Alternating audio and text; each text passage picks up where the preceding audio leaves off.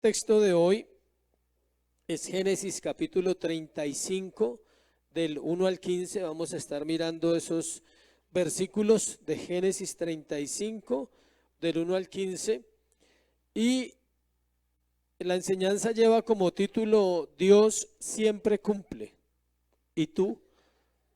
Dios siempre cumple. ¿Y tú? Vamos a leer del 35, del 1 en adelante. Dice así: Dijo Dios a Jacob: levántate y sube a Betel y quédate allí y haz allí un altar al Dios que te apareció cuando huías de tu hermano Esaú. Entonces Jacob dijo a su familia y a todos los que con él estaban: quitad los dioses ajenos que hay entre vosotros y limpiaos y mudad vuestros vestidos. Y levantémonos y subamos a Betel y haré allí altar al Dios que me respondió en el día de mi angustia y ha estado conmigo en el camino que he andado. Así dieron a Jacob todos los dioses ajenos que habían en poder de ellos y los arcillos que estaban en sus orejas, y Jacob los escondió debajo de una encina que estaba junto a Siquén. Y salieron, y el terror de Dios estuvo sobre las ciudades que habían en sus alrededores, y no persiguieron a los hijos de Jacob. Padre, hoy queremos darte gracias por tu palabra. Pedimos que sea el Espíritu Santo, Señor, ayudándonos, hablando a nuestros corazones, santificándonos. Gracias por esta serie sobre la vida de Jacob que estamos concluyendo, Señor, y que quede en nuestro corazón el recordatorio de tu verdad, del proceso que tú haces con un creyente, de cómo lo llevas desde el principio hasta el final de su vida. Así lo haces con nosotros también. Te bendecimos en Cristo Jesús. Amén y amén. Venimos hablando de la serie de la vida de Jacob. Llevamos 34 sermones desde Génesis 12 hasta hoy. Nos queda un sermón dentro de 8 días y terminamos la vida de Jacob. Vamos a parar ahí y retomamos en enero. En diciembre vamos a hacer una serie cortica de 3 o 4 domingos sobre un tema quizás diferente a Génesis, para retomar en enero la serie sobre la vida de ¿quién? De José, para iniciar año con esa serie. Vamos a hablar de la salvación en diciembre. Vamos a hacer 4 temas acerca de la salvación, que es un tema muy importante para la iglesia, basado en las cartas de Juan. Vamos a mirar algo de las cartas de primera de Juan. Entonces, para que ya sepan, entonces dentro de 8 días terminamos esta. Llevamos aproximadamente 106 o 107 años mirando la vida de un hombre que aparece en las escrituras cuando tiene 40 años, y haciendo un recorrido por la vida de él. Aquí han pasado 30 años cuando él sale de Betel, de Canaán, y se va para Padán Aram, que es la tierra donde él consigue su esposa y su familia. Hace 30 años y ahora vuelve. Y se evidencia el cumplimiento de Dios en la vida de Jacob. Pero como dice el título, ¿y tú? Y en este caso Jacob cumplió. La verdad, Jacob no cumplió. Jacob falló. Eso nos da una señal de que Dios no hace las cosas porque nosotros seamos buenos o perfectos, sino las hace porque Él no puede, ¿qué? Mentir. Dios no puede mentir. Dios cumple lo que dice. Si Él dice que te salvó, Él te salvó para santificarte, para llevarte en una vida diferente, para mostrarse a tu vida y enseñarte a caminar en esta tierra de una manera correcta. La vida de Jacob ocupa desde el capítulo 27 hasta el capítulo 36. Estamos hablando de 12 o 13 capítulos de Génesis. Estos narran los altibajos de la vida del tercer patriarca, Abraham, Isaac y Jacob. Jacob tuvo tiempos de comunión muy importantes con Dios que nosotros los vimos, pero también tuvo momentos de mucha incertidumbre en su caminar, cosa que le pasa a todos los cristianos. Estos momentos también son conocidos como descensos espirituales. Todos descendemos en algún momento de nuestra fe. Vamos bien y por alguna situación, por no decir algún ídolo, terminamos otra vez como si volviéramos a empezar. El descenso más duro que él vivió fue el que vimos hace 8 días, del capítulo 34. Un descenso de 10 años, ¿dónde? En Siquem. Siquem es un lugar especial para Jacob, porque en Siquem van a vender a su hijo que ama. No sé por qué en Siquem, pero va a ser allá, para que vaya viendo la historia de José. No sé si Dios le va a recordar algo otra vez en Siquem. Cuando José vaya allí, él va a ser vendido allí por sus hermanos. Y uno dice, ¿y por qué Siquem? ¿Quién sabe? Vamos a más tarde a averiguar por qué. Es curioso que los asuntos más difíciles de nuestra vida son los que realmente le dan la vuelta a nuestro destino. Los asuntos más difíciles de la vida del ser humano son los que le dan la vuelta al destino de una persona. Son los que determinan muchas cosas de las que usted va a hacer a futuro, o usted se da cuenta que hoy es porque muchas cosas pasaron hace años en su vida y le dieron esa vuelta que usted nunca pensó.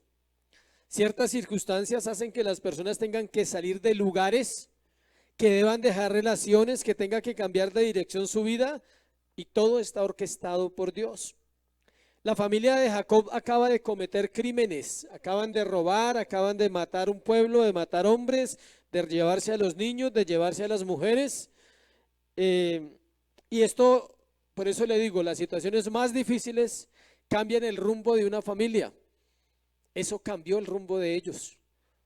O salían o salían. Pero mirando bien los textos, Dios los saca. Si Dios no los saca, ellos siguen allá. A pesar de que tenían enemigos, a pesar de que habían cometido faltas graves, Dios tiene que intervenir para sacarlos de Siquem. Y es Dios quien le ordena a salir a Jacob de Siquem para ir a Betel, al lugar que se llama Luz o Casa de Dios. Es un lugar que no es importante en la geografía, escuche, es pequeño, pero espiritualmente es esencial en la vida del patriarca. Allí pasan muchas cosas y van a pasar otras más adelante. Betel es para Jacob como Moriah para Abraham y como el monte de la calavera para Cristo, como el Gólgota. Así es de importante Betel en la vida de Jacob, como lo fue Moriah en la vida de ¿quién? De Abraham. ¿Cuál es el monte Moriah? Donde iba a sacrificar ¿a quién? A Isaac, su hijo. Le doy un dato importante: los lugares donde más se hizo adoración eran montes. En el Edén, en Moriah, en Sinaí y en el Calvario. La adoración siempre era importante en los montes, se buscaban para adorar. Es el lugar donde Dios le apareció a Jacob cuando huía de su hermano. Allí vio la escalera que conectaba el cielo con la tierra, que aprendimos que era un tipo de Cristo. Y allí le dio la promesa de regresarlo a la tierra prometida, que era de Abraham y de Isaac. Jacob respondió con un voto. Me gustaría que hiciéramos el recordatorio para conectar el tema. Entonces vamos a Génesis 28, capítulo 28, versículo 13-15, para conectar el tema donde vamos a empezar. Porque empezamos con el versículo 1 y va a hablar de esto. 28, 13. Génesis 28, 13. He aquí Jehová estaba en lo alto de ella, o sea, de la escalera, el cual dijo: yo soy Jehová, el Dios de Abraham tu padre y el Dios de Isaac. La tierra en que estás acostado te la daré a ti y a tu descendencia. Será tu descendencia como el polvo de la tierra, y te extenderás al occidente, al oriente, al norte, al sur, y todas las familias de la tierra serán benditas en ti y en tu simiente. He aquí yo estoy contigo y te guardaré por donde quiera que fueres, y volveré a traerte a esta tierra, porque no te dejaré hasta que haya hecho lo que te he dicho. Esa fue la promesa 30 años atrás del versículo 1 donde vamos a empezar hoy. 30 años han pasado. Y mire la respuesta que da Jacob en versículo 20 de capítulo 28. E hizo Jacob voto diciendo: si fuere Dios conmigo y me guardare en este viaje en que voy, y me diere pan para comer y vestido para vestir, y si volviere en paz a casa de mi Dios, de mi padre, Jehová será mi Dios, y esta piedra que he puesto por señal será casa de Dios, y de todo lo que me dieres el diezmo apartaré para ti. ¿Cumplió? No cumplió. Él no cumplió porque él no tiene una vida espiritual. Él no ha dado lo que dijo que iba a dar durante todos esos años, no dio nada. ¿A dónde lo iba a dar? Si él no tenía a dónde darlo. No se congregaba, no se reunía, él nunca cumplió. ¿Se ve? Es una promesa que él hizo. A veces uno cree, uy, él cumplió. No, él no. ¿A dónde? ¿A quién le dio eso? A nadie. Él simplemente lo dijo, pero él nunca lo cumplió. Y de ahí se toma la doctrina errada del Evangelio de la Prosperidad para hablar de las finanzas, diciendo que él fue muy fiel y tal. No, él no fue fiel. Sí sirve para hablar, pero de la infidelidad en esa área, ¿sí? No para hablar de la fidelidad en esa área. Él fue infiel. Él lo hizo a su manera. Vamos a mirar las evidencias que hay acá en el capítulo 35 de cómo Jacob había declinado y descendido en su vida espiritual. Este capítulo es un capítulo de restauración luego de las consecuencias. O sea, a pesar de que vamos a tener que mostrar aún el corazón del patriarca, aún así hay una restauración. Las consecuencias son siempre parte del proceso del creyente. Si usted no las quiere, entonces no busque. Sencillo. Si usted no quiere consecuencias, entonces no desobedezca, lo cual es difícil. Pero uno quisiera desobediencia sin consecuencias. Pero son normales en la vida del creyente. Pensaríamos que lo que va a suceder en Betel sería suficiente, pero es solo una etapa más en la vida de Jacob, que tiene 106 o 107 años, pero que aún su corazón no ha llegado al reposo que Dios le ha prometido. Pero tranquilos, que él va a llegar al reposo. ¿Listo? Él va a llegar. No le digo cuándo porque lo vamos a ver más adelante. En alguna parte aparece en la historia de sus hijos. Lo que pasa es que hasta aquí, dentro de 8 días terminamos el capítulo 35, que falta un pedacito, vamos a ver hasta el 15. Hasta aquí la historia se centra en él. Aquí para adelante se va a centrar en ¿quién? En sus hijos. Pero él va a aparecer por ahí de vez en cuando porque tiene 107 años y muere a los 147, faltan 40. Pero no los podemos estudiar porque la Biblia no los relata.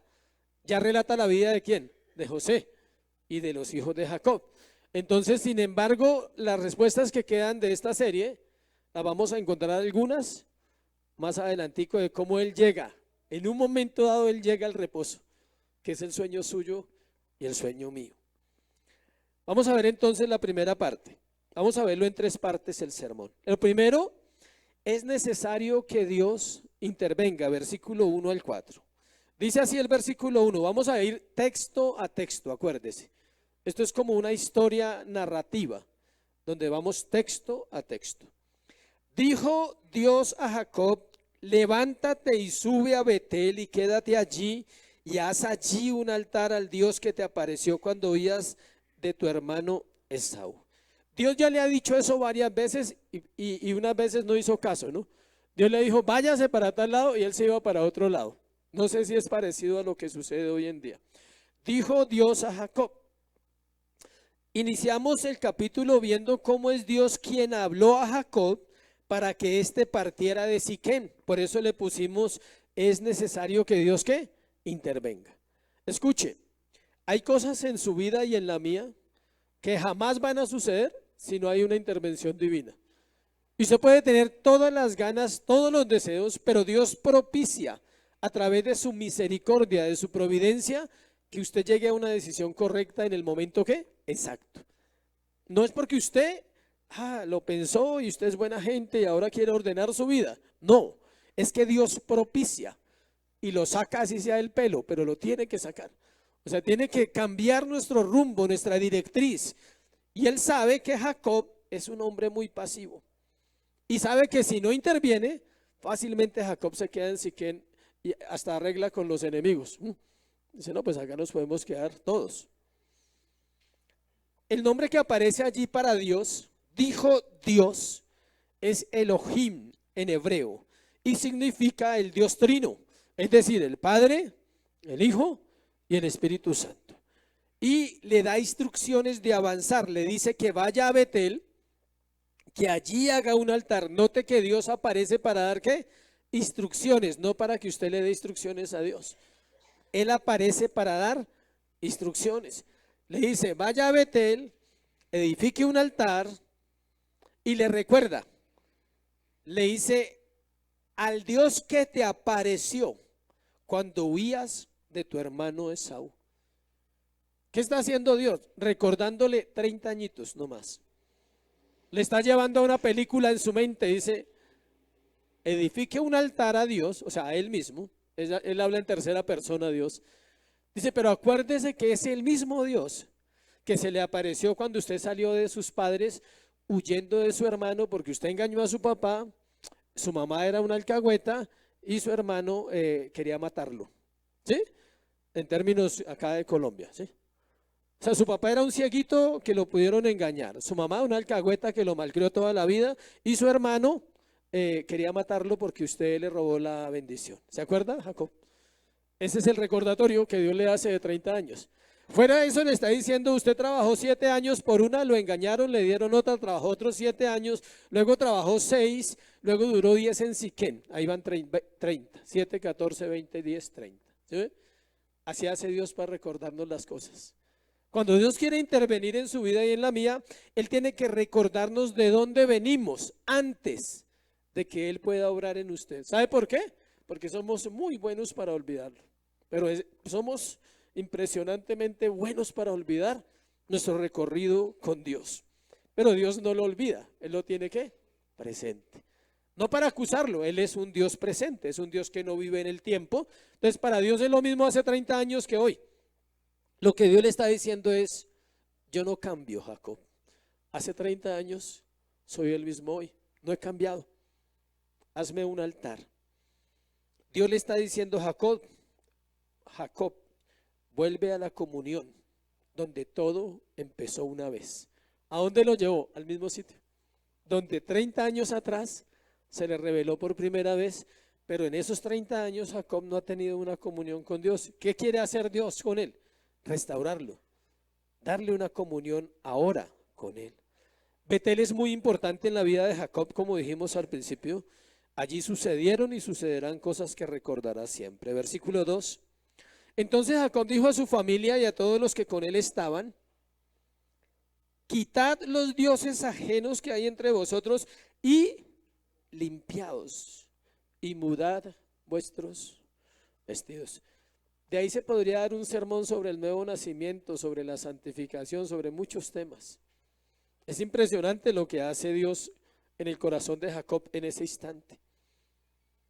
La intervención de Dios siempre nos lleva a santificarnos. Es lo que hace Jacob al ordenar a su familia que quiten los dioses ajenos. El asunto es el siguiente. Note la frase, gramática español tercero de primaria.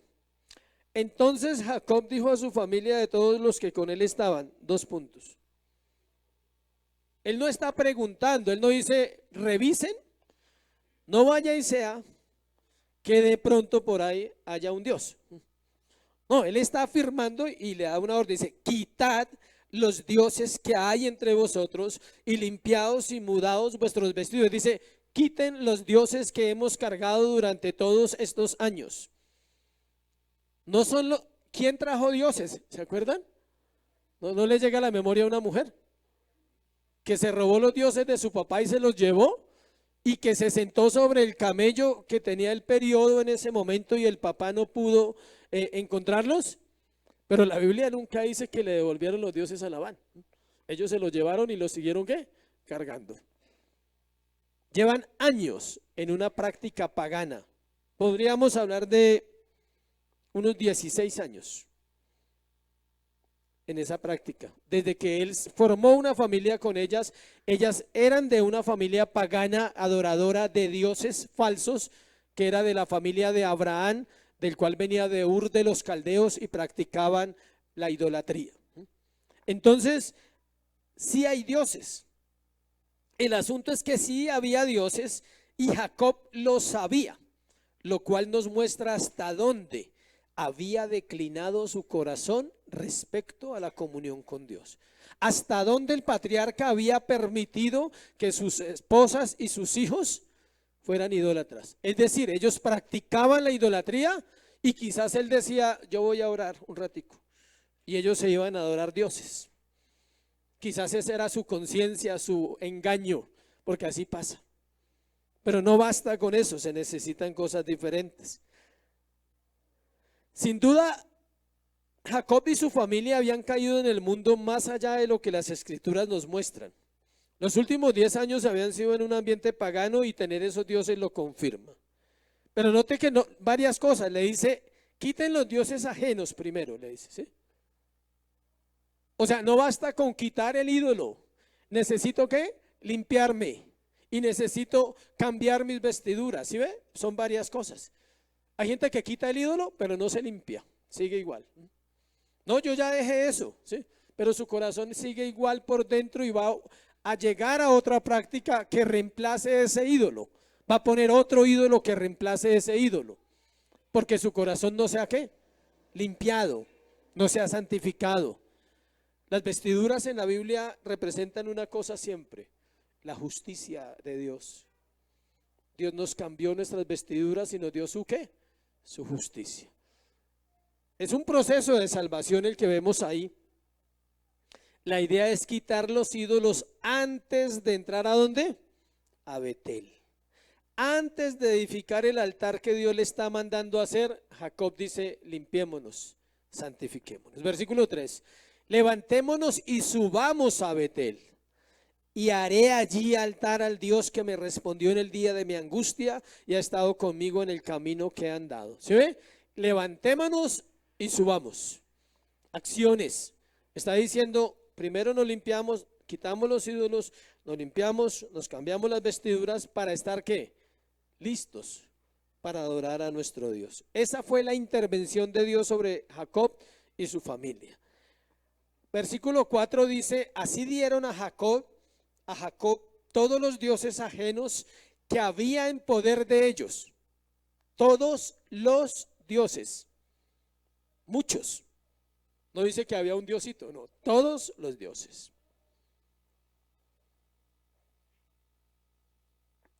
Dice, y los zarcillos que estaban en sus orejas, y Jacob los escondió debajo de una encina que estaba junto a Siquén. Parece que hacen caso, parece que la familia no le pelea, ¿no? Nadie le dice, uy, pero pues vaya y adore usted, nosotros queremos seguir siendo paganos. No, la familia cedió. Nombra los zarcillos en las orejas, que me causó curiosidad, ¿qué eran esos zarcillos? Eran dijes con figuras de dioses, igual se ve hoy, aretes con forma de X, de Y y de Z. Un hombre puede ponerse un aretico con una mujer desnuda, un hombre puede ponerse una cruz. Sí, se ha visto gente que se pone la cruz acá colgadita y uno cree que es súper espiritual, ¿no? Eso no hace a nadie, o sea, sí, los símbolos no hacen a nadie. Sí, se rompen las orejas y no se cuelgan nada, bueno, eso ya es otro asunto ahí. Nos tocaría entrar a la fauna animal para hablar de eso, pero no voy a hablar ahorita de eso, listo, ese no es el tema de hoy, porque era lo que hacían los marranos, para que usted sepa, ¿sí? Eso lo hacían así en la Biblia, en las escrituras. Entonces parece que hacen caso, nombran zarcillos en las orejas que son dijes con figuras de dioses chiquiticos. Recordemos que Raquel se había quedado con los dioses de Labán su padre. Los dioses está escrito en minúscula. Note que no está en mayúscula. Hay un Dios en mayúscula y hay unos dioses ¿en qué? En minúscula. ¿Qué quiere decir eso? Eran de madera. Habían tres cosas que ellos llevaban. Llevaban zarcillos en las orejas, joyas, y en la nariz. Ya usaban la nariguera y todo eso. Eso no empezó hace 10 años aquí en Colombia ni en Estados Unidos, no. Eso es de toda la vida, ¿sí? Eso las narigueras ya las usaban en la época de Génesis. Y tenían también ídolos de madera, de oro y de plata, estatuas chiquitas. Ellos llevaban cosas de madera, de oro y de plata, más las joyas que se ponían. Jacob los escondió. Esta palabra realmente quiere decir enterrar como basura, los sepultó, que es lo que debe hacer el creyente con los ídolos. Enterrarlos como lo que son, ¿qué? Basura. Esos son los ídolos para los creyentes. ¿Son qué? Basura. Y la basura se bota, o usted la guarda en su casa todo el año. ¿Cada cuánto bota la basura en su casa? Aquí pasa lunes, miércoles y viernes, no sé en la suya, ¿sí? Pero la basura espiritual se bota todos los días, para que sepa. Todos los días se saca. Entonces, ¿qué hizo? Los sacó, los enterró. Cuando dice que los escondió, en el hebreo significa enterrar, como se enterraba la basura. ¿La basura la entierran hoy o no la entierran? ¿Alguien conoce a Doña Juana, los basureros, o ha visto en la televisión los basureros mundiales donde llevan millones de toneladas diarias? ¿Tienen que ser qué? Enterrados, para que podamos vivir como planeta, y si no, no podemos vivir. Entonces la basura siempre se entierra. Los ídolos son ¿qué? Basura, no sirven para nada. Hago un paréntesis antes de pasar al segundo punto, y es algo que le puede ayudar mucho. Escuche, no hay sino un solo Dios en la tierra, no hay más. Es el Dios de la Escritura, el Padre, el Hijo y el Espíritu Santo, el Dios Trino. ¿Por qué la Biblia entonces registra esa palabra dioses? Porque son los que los hombres crean. Los dioses no existen. Eso le va a ayudar a usted a una comprensión clara de la idolatría en el ser humano. Los dioses no existen. Ahora al final le voy a mostrar por un pasaje de la Escritura que ellos no existen. El hombre crea dioses, que es diferente. Pero Dios no, en su sabiduría y en su sapiencia, no existen dioses. ¿Por qué? Porque si existiera un solo Dios diferente al Dios de la Biblia, tenía que haber sido creado ¿por quién? Por Dios. Entonces el hombre crea sus ídolos. Los dioses no existen. Usted y yo creamos dioses falsos, los cuales adoramos de muchas maneras. Segundo, la protección de Dios a pesar de nosotros. Versículo 5. Salieron, dice, y salieron de allá, y el terror de Dios estuvo sobre las ciudades que había en sus alrededores, y no persiguieron a los hijos de Jacob. ¿Quién puso ese terror? Dios. El terror de Dios. Entonces dijeron, uy, ese es el pueblo de Abraham. ¿Recuerdan que Abraham era famoso? Fue un hombre muy famoso en esa época. Era como hablar de alguien famoso que murió hace 100 años. No sé qué hombre famoso murió hace 100 años, o los científicos, Albert Einstein, personas que han dejado historia, ¿sí? Entonces, no había periódico, no había redes, no había chat, no se preocupe, pero se sabía de quién era descendiente, ¿quién? Jacob.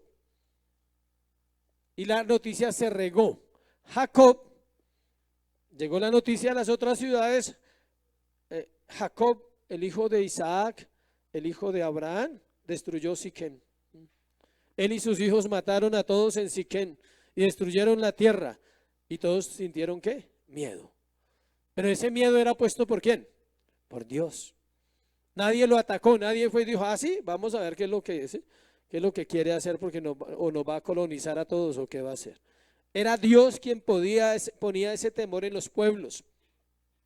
Es difícil entender cómo Dios es tan fiel en medio de nuestra infidelidad. Eso es algo que me golpea mi corazón constantemente. ¿Cómo Dios es fiel si nosotros somos tan infieles? Estamos hablando de un momento de romper las normas, y Dios es fiel a su promesa. Esta fue el resultado de haber quitado los dioses paganos. Quizás Dios se agradaba, sabía lo que iba a hacer. Dijo, los voy a santificar, los voy a limpiar. Entonces no puedo permitir que hayan enemigos que los sigan o los persigan. Ellos están allí. ¿Dónde quitaron los dioses? En Siquem, no en Betel. Ellos están allí porque ahí dice el versículo 5, y salieron. ¿Cuándo salieron? Cuando se santificaron. ¿Dónde? En el mismo lugar donde habían pecado. ¿Dónde? En Siquem. O sea, tú no puedes entrar a Dios mágicamente. O sea, necesitas santificarte en tu mismo proceso donde estás, ahí. No son 7 días de ayuno, no, son determinaciones en el corazón. Va a aguantar 7 días hambre y luego sigue pecando, más lleno de culpa, porque ahora se siente peor porque ayunó. Ayune cuando se santifique. Entonces diga, ya, ahora sí, quiero ayunar para adorarte, para conocerte, quiero tener un tiempo especial en agradecimiento porque me has bendecido, me has guardado, me has guiado. porque eso se llaman ídolos, obras. Para las iglesias falsas, el ayuno es un ídolo también. Todo lo resuelven así. Consejería, 3 días de ayuno. Consejería, 7 días de ayuno. Consejería, 21 días de ayuno. O sea, entre más grande sea el pecado, más grande es el ayuno. Pero no le hicieron ayunar antes de que cayera en pecado. ¿Se ve cómo es el asunto? El ayuno debe ser una práctica en la vida del creyente voluntaria, donde él es consciente que necesita fortalecer su vida espiritual para no caer en tentación. Veamos esta mañana. Es diferente de esa manera. Cuando ellos quitan los ídolos y todo esto, el Señor pone el terror sobre los alrededores y empieza el proceso. Vamos a anotar 3 cosas antes de avanzar a los siguientes versos, porque solo vamos a ver el versículo 5, que estamos hablando de la protección de Dios sobre el pueblo de Israel. Miremos 3 cosas en ese versículo. Primero, o que hacen alusión a lo que estamos hablando. Queda claro que es posible que alguien que haya tenido una experiencia espiritual sobresaliente con Dios pueda recaer en el mundo. Queda claro por lo que estamos hablando. Jacob tuvo varios encuentros con Dios. Tuvo uno en Peniel, allá en Betel, hace 30 años. Tuvo otro cuando dice que en un campamento, que él vio un campamento y que los ángeles iban con él. Y tuvo otro en Peniel. Tuvo 3 experiencias especiales. Por eso las experiencias no salvan. Y por eso las experiencias no garantizan su santidad. Usted puede orar hoy y sentir que el cielo se abre y ver ángeles si quiere. Eso no garantiza que mañana usted termine mal. Pero ¿sabe algo que sí garantiza que usted no termine mal? Que no pierda la comunión con Dios diaria. Eso garantiza que usted no termine mal. Pero yo no vi ángeles. No los necesita, tranquilo. El Señor está con usted. Y si Él está con usted, no necesito esos ángeles. Jacob tuvo 3 experiencias y no fue suficiente. Su naturaleza necesitaba seguir siendo tratada. Miren lo que dice el profeta Oseas acerca de esto, que nos ayuda a comprender un poquito. Oseas 7, versículo 8-9. Oseas es el primero de los profetas menores. Oseas 7, del 8 al 9. Miren lo que dice ahí, haciendo una alusión al pueblo de Dios. Todos ellos, Oseas 7, del 8. Efraín se ha mezclado con los demás pueblos. Efraín fue torta no volteada. ¿Qué es una torta no volteada? Tan chévere que la Biblia habla en nuestro lenguaje, ¿no? Dice que Efraín se ha mezclado con los demás pueblos.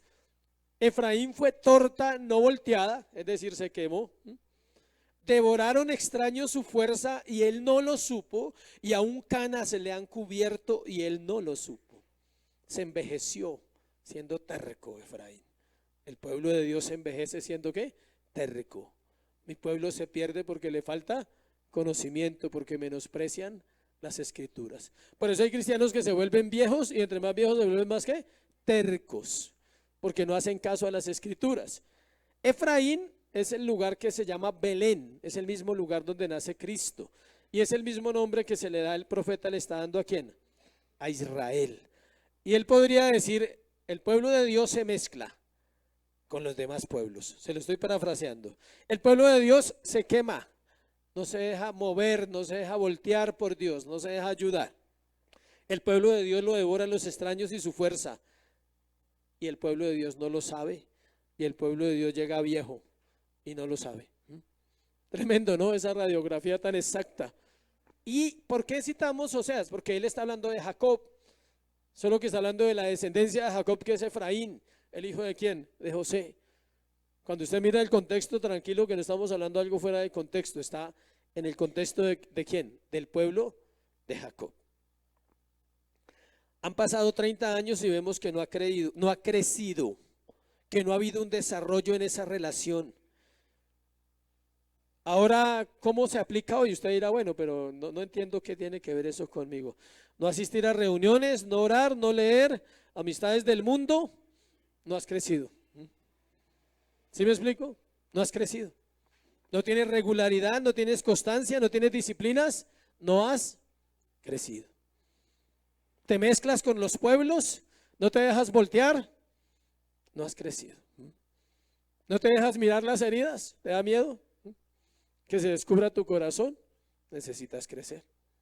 Eso es lo que quiere decir. Segundo, la presencia de los ídolos en la familia, escuche, evidencia de carencia espiritual en cualquier familia.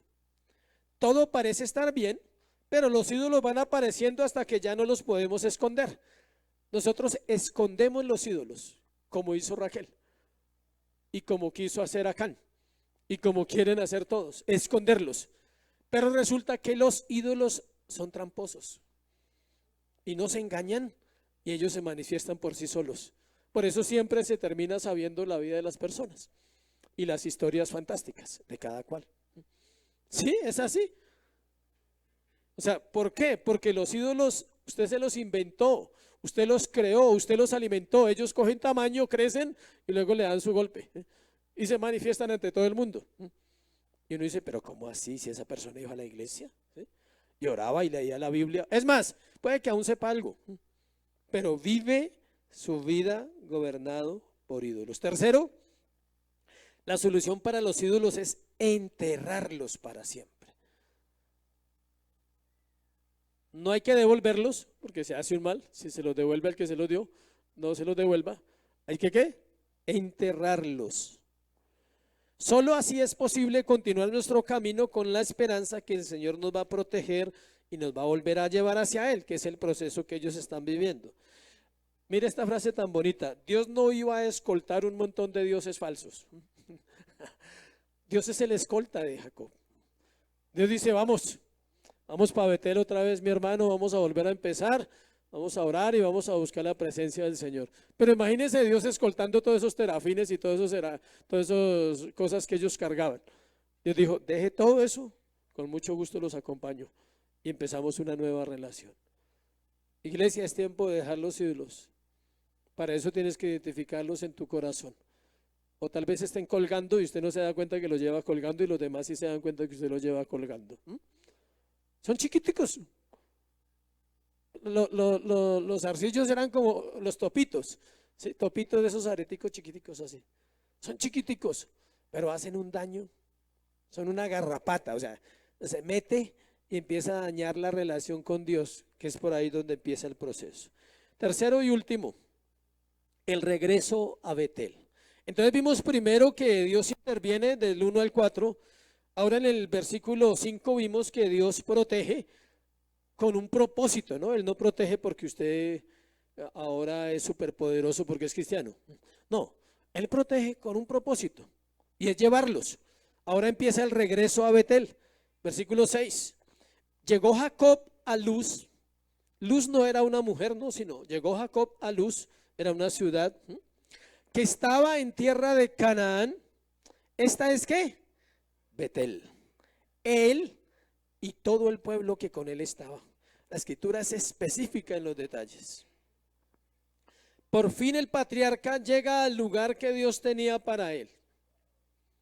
Ha sido un peregrinaje largo. El versículo 6 que estamos leyendo nos dice que el lugar se llama Betel.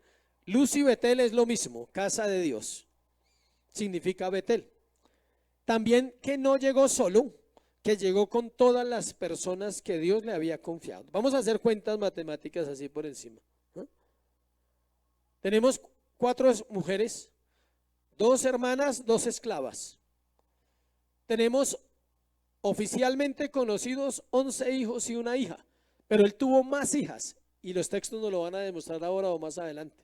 Él tuvo más hijas, solo que solo nombran a Dina. Entonces ahí tenemos 12, 16 y Jacob 17. Tenemos un poco de gente que trabajaba para él, porque si mandó un presente de 580 ovejas, ¿cuántas tenía? 10 veces más, 20 veces más, 100 veces más. O sea, si usted da un regalo de 2 millones, usted tiene plata. O sea, si usted lleva un sobre a una fiesta de un matrimonio de 2 millones, es porque usted tiene plata. Si no, pues lleva 100.000 o 50, sí, ya sabemos.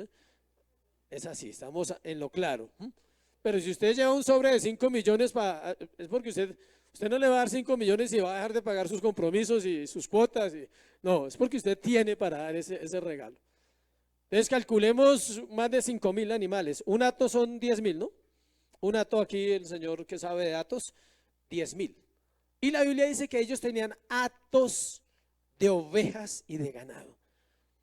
Fácilmente 50.000, 60.000 cabezas de ganado, grande y pequeño. Hay grande y hay pequeño. ¿Cuántas personas necesita para cuidar eso? Muchas. Entonces el pueblo que entra con él es un pueblo, no es una familia. Es un pueblo los que entran. Llegó Jacob a Luz, que está en tierra de Canaán. Esta es Betel, él y todo el pueblo. Ahí lo dice, un pueblo que con él estaba. Versículo 7. Edificó allí un ¿qué? Altar. Y llamó el lugar el Bet-El.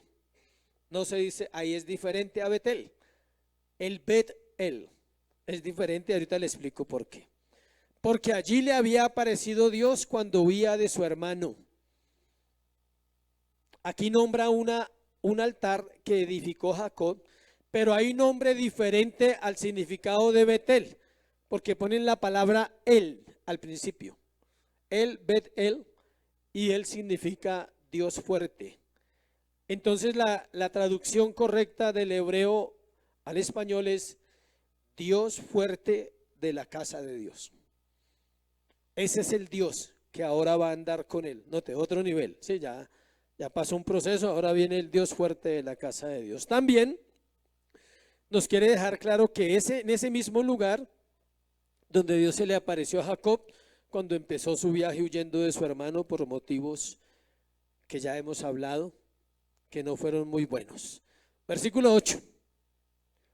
Entonces murió Débora, ama de Rebeca, y fue sepultada al pie de Betel, debajo de una encina, la cual fue llamada Alon Bakut. Esto es la encina del llanto.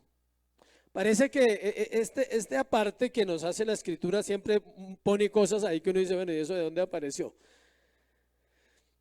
Encontramos el primer funeral del capítulo. El capítulo tiene 3, dentro de 8 días vamos a mirar 2 funerales. Hoy vamos a ver uno. El primer funeral. Nosotros perdimos, como familia, perdimos 2 personas en 6 meses, hace muchos años. Hay veces que vienen esas rachas para las familias, de pronto alguno ya lo vivió. Ojalá no lo viva, ¿no? No se le desea eso a nadie. Pero muchas familias han pasado ese proceso de perder familiares así seguidos. Ese es el caso de Jacob. Hay una, va a morir Raquel y va a morir Isaac. O sea, muere Débora. ¿Por qué aparece Débora? Porque está preparando el ambiente escrituralmente para lo que viene, pero también encontramos que es una mujer que se llamaba así y que era la ama de Rebeca, es decir, ella había criado a Jacob, había criado a Esaú, era una empleada de Rebeca. Al parecer esta mujer era importante para Jacob por el nombre que él le pone a la encina, al lugar donde la enterraron, Alon Bakut.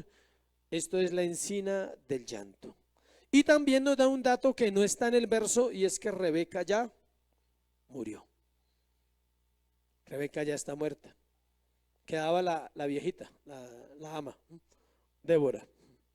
Versículo 9 al 13, vemos la misericordia de Dios ahí.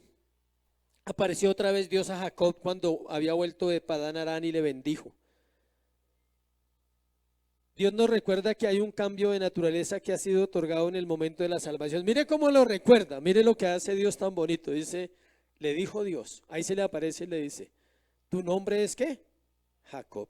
No se llamará más tu nombre Jacob, sino Israel será tu nombre, y llamó su nombre Israel. Él no le está cambiando el nombre. Él está recordando que él ya le había cambiado el nombre y que él no ha hecho honor a ese nombre. Es el creyente que ha nacido de nuevo y no hace honor a ese nuevo nacimiento. Es el creyente que todavía juega con el mundo, coquetea con el mundo. Y Dios ya le dijo, tú no eres un mundano, tú eres un hombre y una mujer que santa. Vive en santidad. Dios no le está cambiando el nombre. Ya se lo había cambiado y no se lo cambia 2 veces, porque usted nace una sola vez en Cristo. Entonces Dios le dice, ¿cómo es que usted se llama? Le recuerdo que usted se llamaba Jacob. Israel será tu nombre, llamó su nombre Israel. También le dijo Dios, yo soy el Dios ¿qué? Omnipotente. Crece y multiplícate una nación, y conjunto de naciones procederán de ti y reyes saldrán de tus lomos. Dios le recuerda que Él es el omnipotente, el que todo lo puede porque es todopoderoso. Le está diciendo a Jacob, todo lo que usted ha vivido estos 30 años ha sido porque yo he querido, porque yo soy poderoso. Le está diciendo a Jacob, yo lo guardé de Labán y de sus hijos porque lo querían matar y yo no permití que lo mataran. Jacob, yo lo guardé de los hombres de Siquén porque usted se metió en una guerra con un príncipe y un hombre poderoso y yo hice que nada tuvieran contra usted. Yo lo guardé del odio de su hermano. Lo guardé de muchas cosas porque soy el Dios que omnipotente.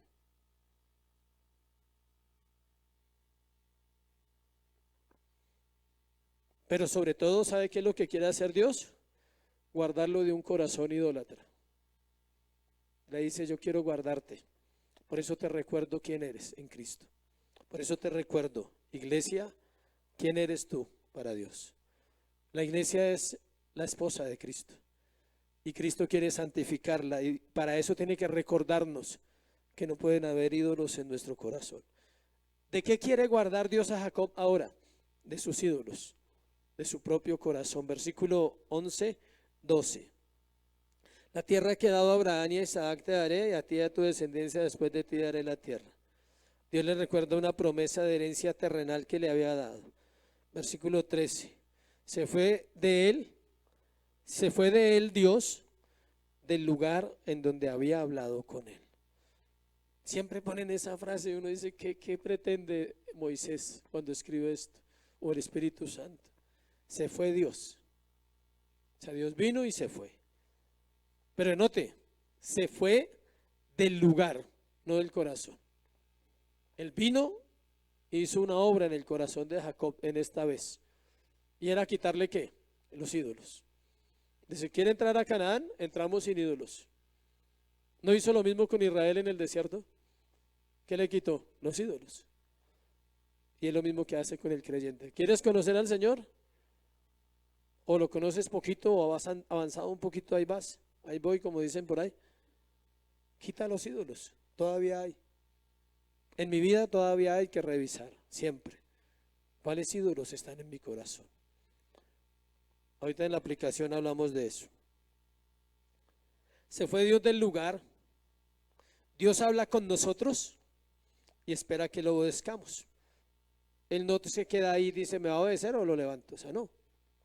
Él habla, da su palabra y él sigue su proceso de vida, su santidad, su gloria. Él sigue en un lugar de santidad.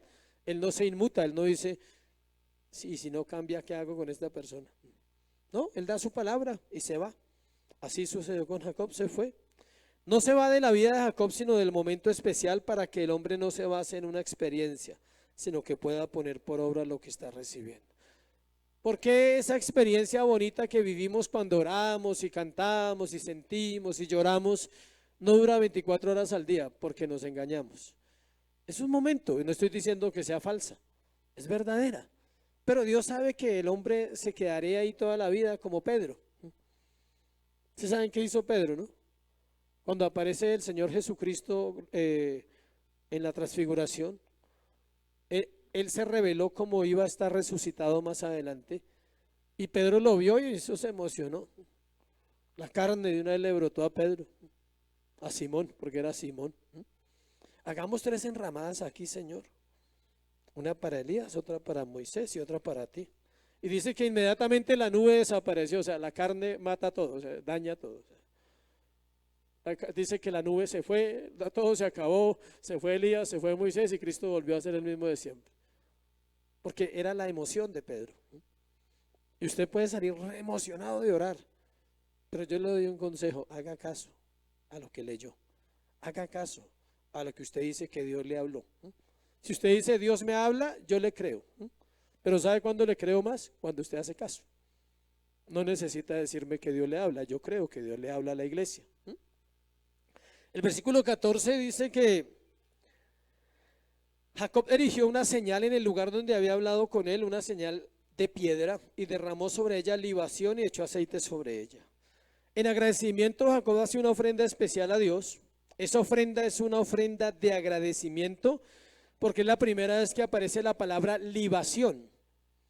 en hebreo nesek, con K al final, nesek, se refiere a una ofrenda líquida, al acto de derramar, escuche, agua, aceite, sangre o vino sobre algo. Puede ser sobre la tierra, puede ser sobre la piedra, puede ser sobre un árbol o podría ser sobre una persona. Era un sistema de ofrendas que sería establecido más adelante en el pueblo de Israel cuando viniese la ley. ¿Se acuerda que la sangre se rociaba? Era un líquido. El aceite se rociaba, el agua se rociaba, el vino se rociaba en el Antiguo Testamento. Ahora nosotros ¿qué hacemos? Ofrecer nuestra vida en sacrificio vivo, santo y agradable, porque ya hubo una ofrenda perfecta. ¿La de quién? La de Cristo. Su sangre se derramó totalmente. Eso es una ofrenda líquida, una libación, una ofrenda de agradecimiento. La ofrenda que Dios, escuche, es una cuestión en doble vía. El Padre ofreció a su Hijo, el Hijo ofreció su vida. El Padre ofreció a su Hijo, el Hijo ofreció ¿qué? Su vida. ¿Por quién? Por la iglesia.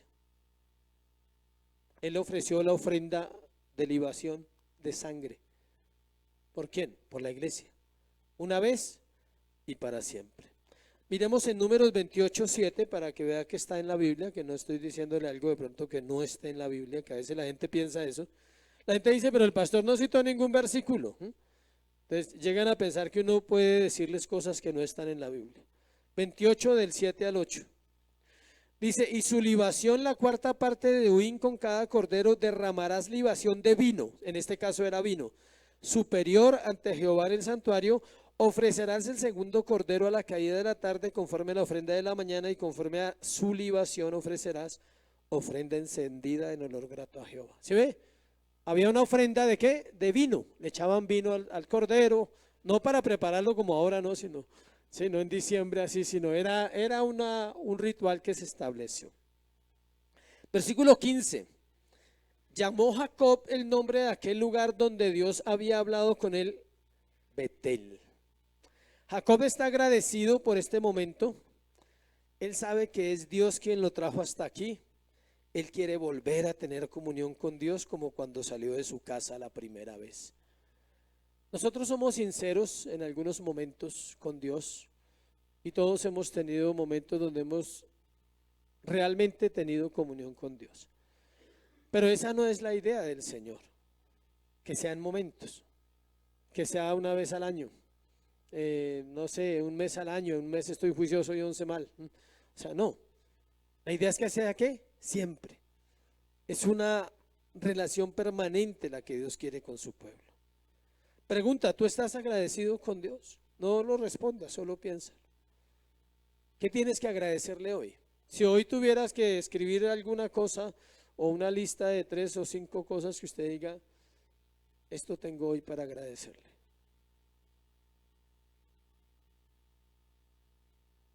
¿Qué ofreces?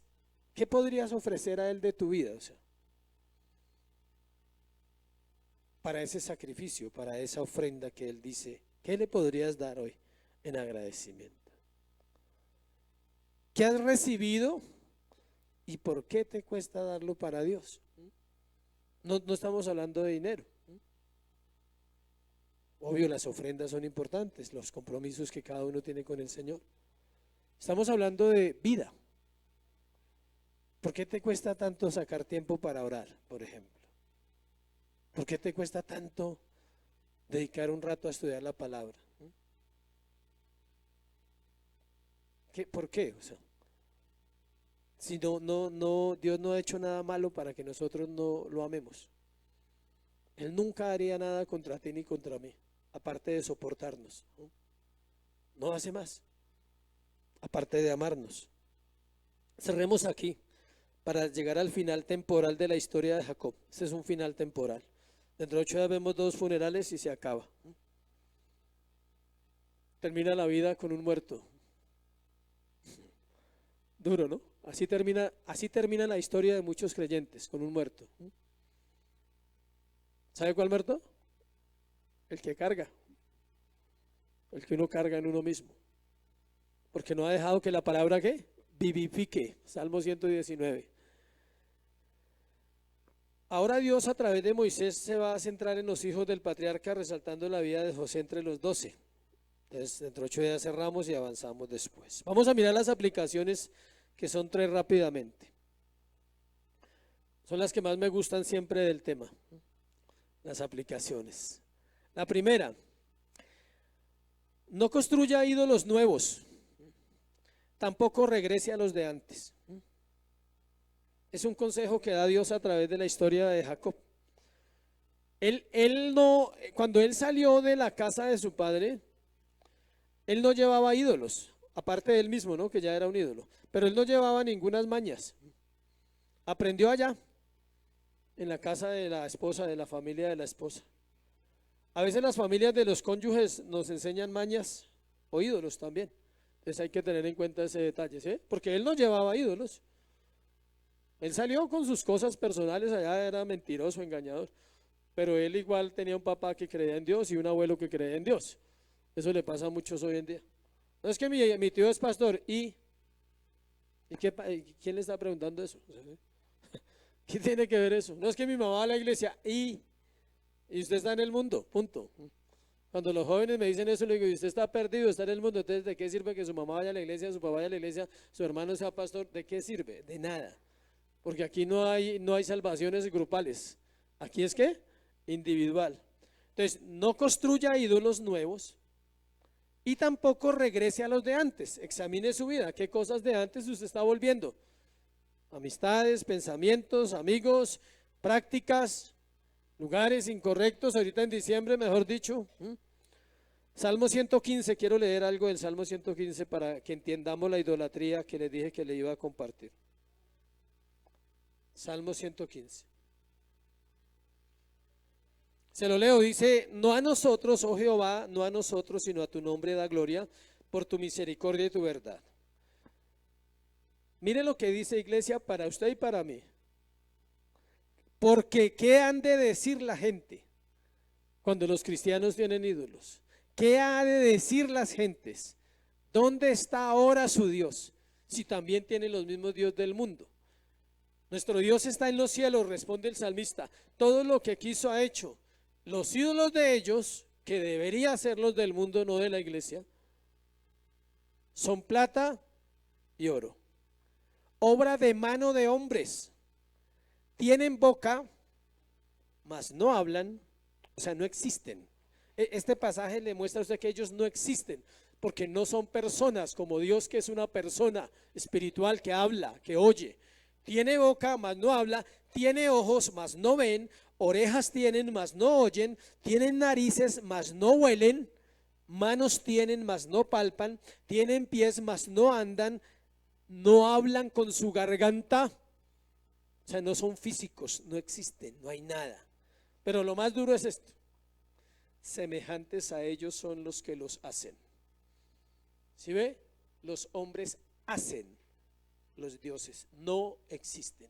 Es el hombre el que se los inventa y el que los está creando constantemente. Dice, semejante a ellos son ¿qué? Los que los compran, los que los van a adorar, no, los hacen. El texto es claro y ahí no hay nada que interpretar. Y cualquiera que confía en ellos. Y el salmista cierra y dice, oh Israel, confía en Jehová, Él es tu ayuda y tu escudo. Y empieza a recordarle la casa de Aarón y todo eso. Entonces no construya ídolos, por favor, y no regrese a los de antes. Segundo, no tome los pecados pequeños a la ligera, pues son pequeñas ofrendas a la idolatría. Los pequeños pecados son pequeñas ofrendas. Y le puse aquí, ahí no está en paréntesis, yo no le puse ahí. Me faltó ahí. Póngale al final, si está anotando la frase, zarcillos. Pequeñitos, chiquiticos. Pequeñas ofrendas a los ídolos son los pecados que tomo a la ligera. Esos pequeños, pero sí exageran, ¿sí? Solo fue una página de pornografía, pero sí exageran. No puedo no mirar nada ahora, o sea, ¿sí? Solo fue una mentira, o sea, ¿sí? Me la mandaron, yo ni siquiera sabía que me iba a llegar eso, o sea, ¿sí? Pequeñas cositas. Solo fue esto, solo fue aquello. Esas son ofrendas, ¿listo? Y lo último, no olvide regresar a Betel cuantas veces sea necesario. Dios es fiel. No olvides regresar a Betel cuantas veces sea necesario. Es decir, que una y otra vez vamos a tener que volver a ¿dónde? A Betel. A recordar las promesas, a recordar nuestro recorrido, a recordar que somos un pueblo escogido, a recordar que somos diferentes porque Dios nos llamó a una vida de santidad, y eso es lo que se hace en una iglesia semanalmente. Recordarle al pueblo de Dios que tenemos que volver a ¿dónde? A Betel. Entonces ponga